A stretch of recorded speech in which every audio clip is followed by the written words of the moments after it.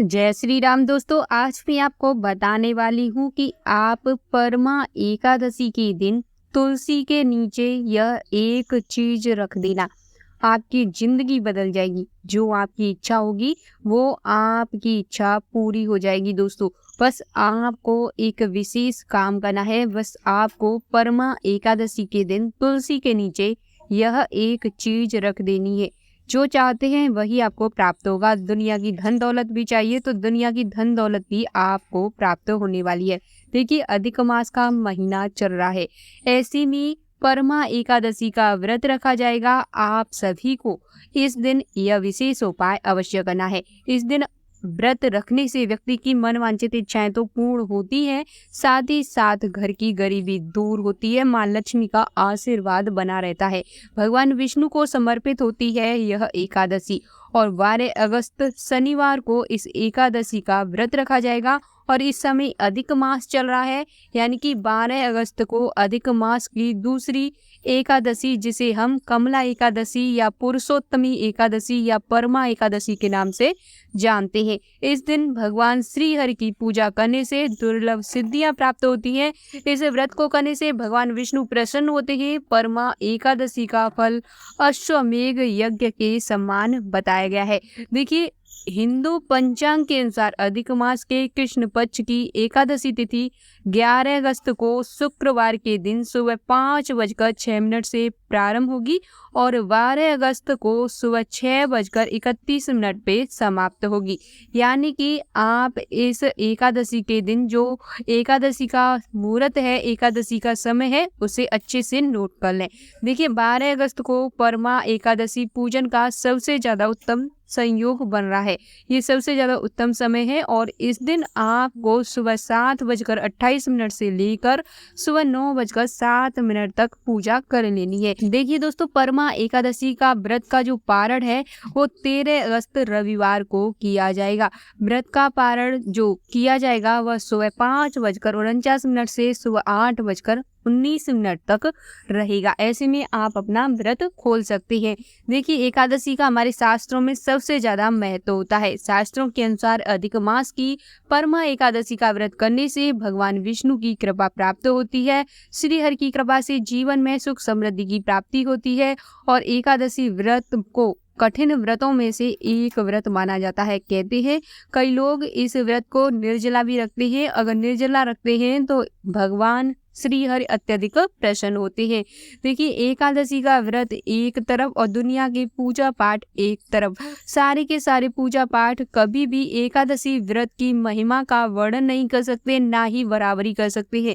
देखिए दोस्तों, परमा एकादशी ब्रह्म मुहूर्त में आपको इस दिन यानी एकादशी के दिन आपको पूजा करने से पहले ब्रह्म मुहूर्त में स्नान आदि करके निवृत्त होकर भगवान विष्णु को और धन की देवी माता लक्ष्मी को एक चौकी बिछाकर उस पर पीला वस्त्र बिछाकर उनकी मूर्ति को उस पर रखना और फल फूल धूप दीप और अक्षत चंदन दुर्वा आदि से आप उनकी पूजा करना। पूजा के समय आपको विष्णु चालीसा का पाठ और आरती जरूर करनी है।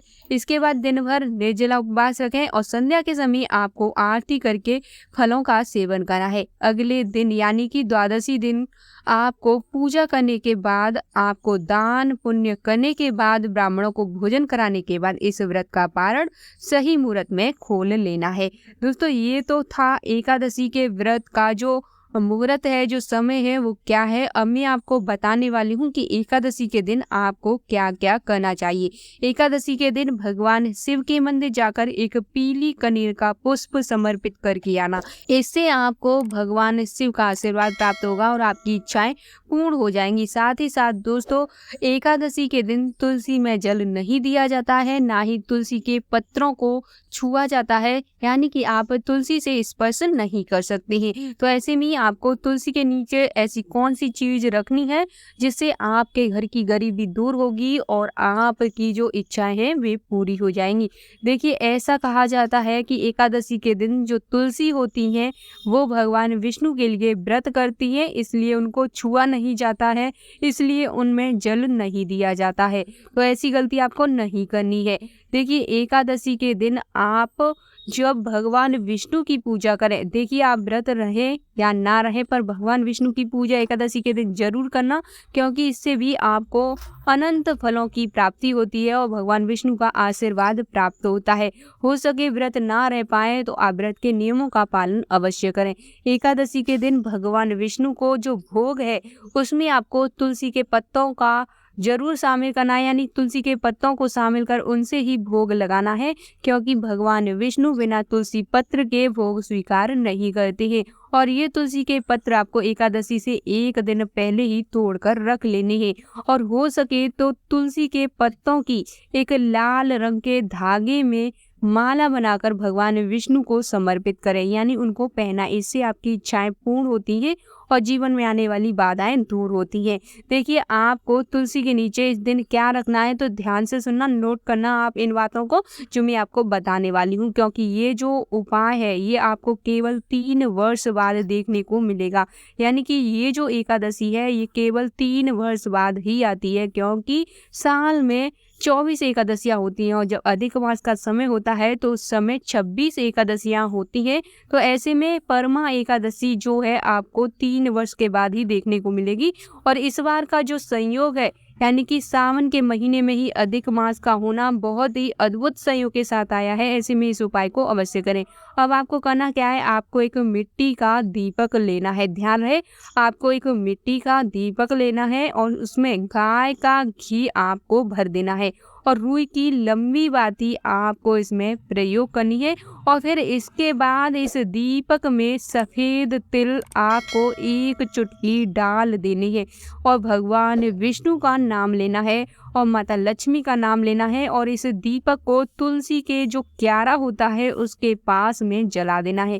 देखिए तुलसी की जो जड़ें होती हैं उनके पास में नहीं रखना है, तुलसी के क्यारे में ही नहीं रखना है, बल्कि थोड़ी सी दूर जहाँ जब दीपक जलता है तो उसकी जो लौ होती है उससे आपकी जो तुलसी है उनको कोई भी नुकसान ना आए। इस तरीके से आपको ये दीपक तुलसी के पास में रख देना है और रखते ही अपना नाम गोत्र बोलना है और अपनी इच्छा को 3 बार बोलना है।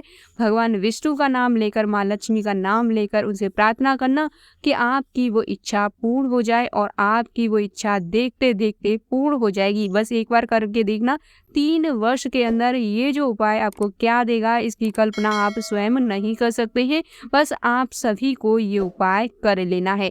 तो दोस्तों उम्मीद करती हूँ कि आज का उपाय आप लोगों को बहुत अच्छे से समझ आया होगा और आप ये उपाय करके इस उपाय का लाभ अवश्य प्राप्त करेंगे। वीडियो पसंद आए तो वीडियो को लाइक करें, शेयर करें और ऐसे उपाय से भरी वीडियो देखने के लिए चैनल को सब्सक्राइब जरूर करें। देखिए आप वीडियो को पूरा देख लेते हैं, बहुत ही अच्छी बात है, पर आप लोग चैनल को सब्सक्राइब नहीं करते, ये बहुत बड़ी गलती है, क्योंकि आपको आने वाली हर प्रकार की जानकारियां इस चैनल के माध्यम से समय समय पर मिलती रहती है। इसलिए चैनल को सब्सक्राइब कर बेल आइकन जरूर दबाएं और वीडियो को अन्य लोगों के साथ शेयर करके उन लोगों को भी इस वीडियो का लाभ पहुंचाएं। अगर आप भगवान श्री राम के सच्चे भक्त हैं और आप चाहते हैं कि हिंदू धर्म का ज़्यादा से ज़्यादा प्रचार हो और हिंदू धर्म ज़्यादा से ज़्यादा बढ़े, तो आप उसके लिए कमेंट बॉक्स के माध्यम से जय श्री राम के नारे अवश्य लगाएं।